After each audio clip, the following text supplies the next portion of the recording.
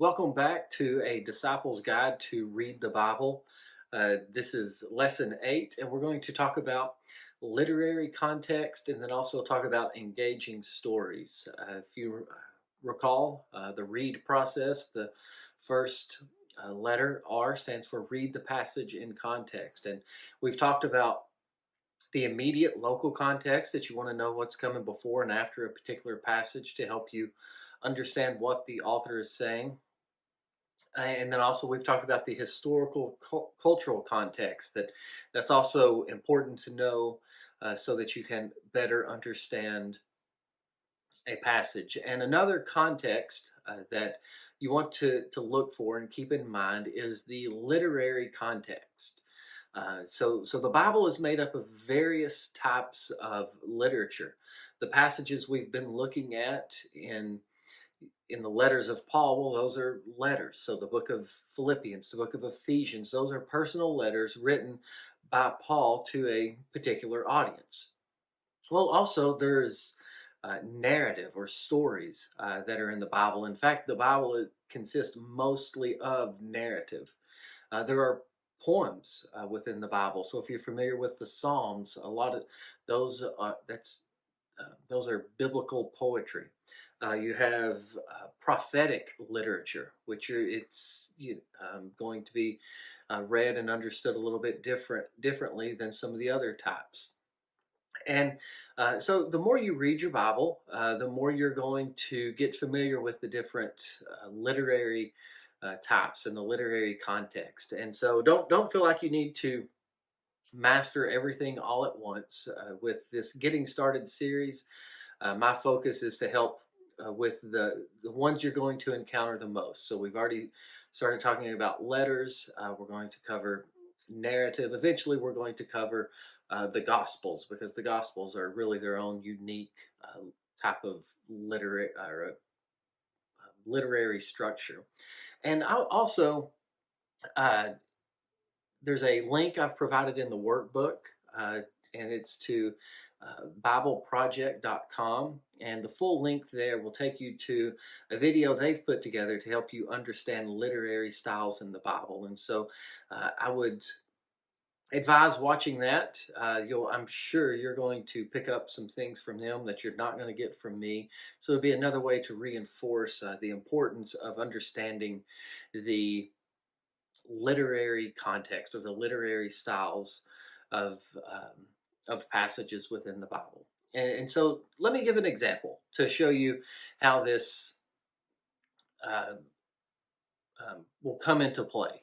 So I have one passage here from Psalm 42:3. And in both of these passages, I want you to let's just think about the concept of food or what the person that it's talking about eats. And so Psalm 42:3, this is David writing, and he says, "My tears have been my food day and night, while they say to me all the day long, 'Where is your God?'" Okay, so he's saying, "My tears have been my food." Next, in Mark 1:6, Mark is talking about a man by the name of John the Baptist, and he says, "Now John was clothed with camel's hair and wore a leather belt around his waist and ate locust and wild honey." So both of these uh, passages talk about food in some way, but I think it may be intuitive to you that in Psalm 42, this is a uh, poetic passage. And so David doesn't literally mean that he's been eating his tears.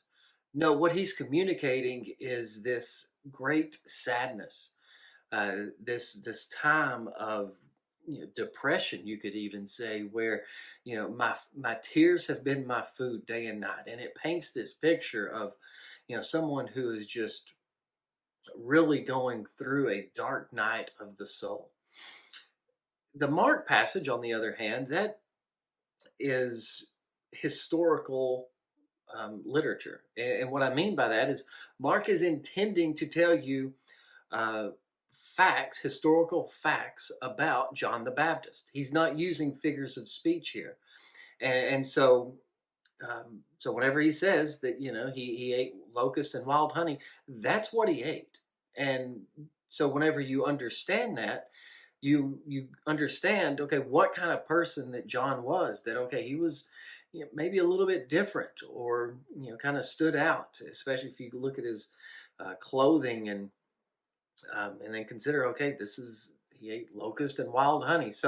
Um, so two different ways of talking about food, but because you understand the literary context, well, you can understand what the meaning of each one is. So hopefully that helps to show you why it's important to keep up with, okay, what is the literary context that you're reading. And again, just like with the historical cultural context, a good study Bible will help you if you're not sure of a particular passage or a book. Most of the time, the literary type is consisted of, whatever book you're reading, it's going to be one literary type most of the time. And so a good study Bible is going to help you with that. And I also want to go ahead and talk about engaging stories. So the E in the read process is to engage the text by the Spirit. We've been talking about how to do this with what I call the look and listen technique. And everything that we've been talking about, you can apply this to engaging stories. So you can look for repetitive words and phrases. You can look for um, look for key contrast or key conjunctions that maybe show a shift in the story, or look for certain themes that may come up. So you can use all of those tools when you're engaging stories, but stories also have a few additional things you can look for to help you engage the text so you can understand and apply it.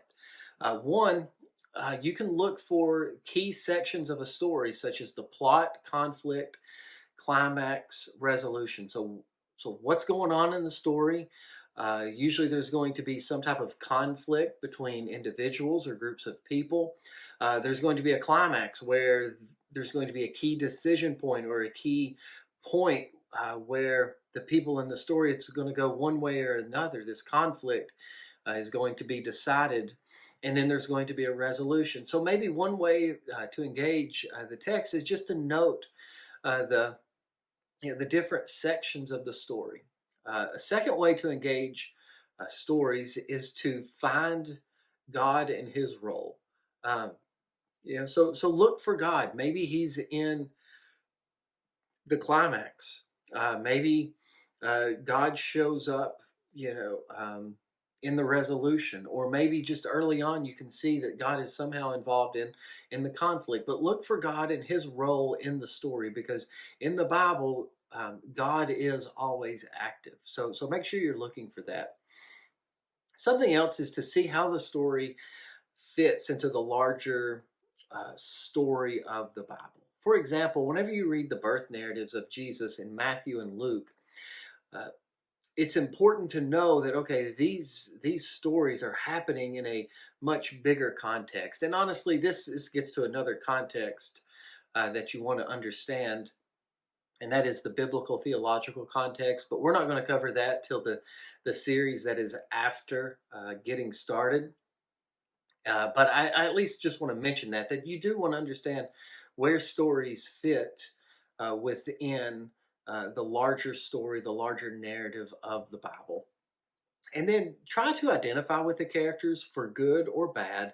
But I want to urge caution here that it's okay to identify with the characters, but don't put yourself as the hero of the story, or don't overly moralize a story. Well, if you're reading the story about David and he does something good, don't engage the text by saying, well, I need to be good like David. No, um, that's usually not the intent of a story. Although yes, we can learn from biblical characters, but whenever I talk about identifying with the characters, identify with where they fit in the story. So maybe you've been in um, a conflict similar to what they've been in, or maybe they've messed up and you've messed up in a similar way, and you're like, man, I know what it's like to be in their shoes, or you know what it's like for God to show up in the resolution or in the climax. And so That's what I'm talking about whenever I, say try to identify with the characters, but don't put yourself as the hero, and don't overly moralize stories where you think well, let's just find a list of character traits that I need to do. That occasionally that can be a good way to engage the text and interpret and apply a passage, but I would be careful about doing that too much and too often. And again, I want to recommend BibleProject.com. If you follow the link in the workbook, I have there on page 12 that again they've got another video that will help you understand how to read biblical narrative. So hopefully all of this helps as we start to expand our toolbox so that we can use the read method. And what we're going to do in the next lesson is we're going to focus on a story from Judges. So if you want, you can look at that on page 13. Read ahead if you want, but I'm going to just spend time walking through that. So again, so you can understand all these things that we've been talking about as it relates to engaging stories and also reading the passage in context here as we start talking about different types of literary passages. Hopefully this helps, and I look forward to our next video.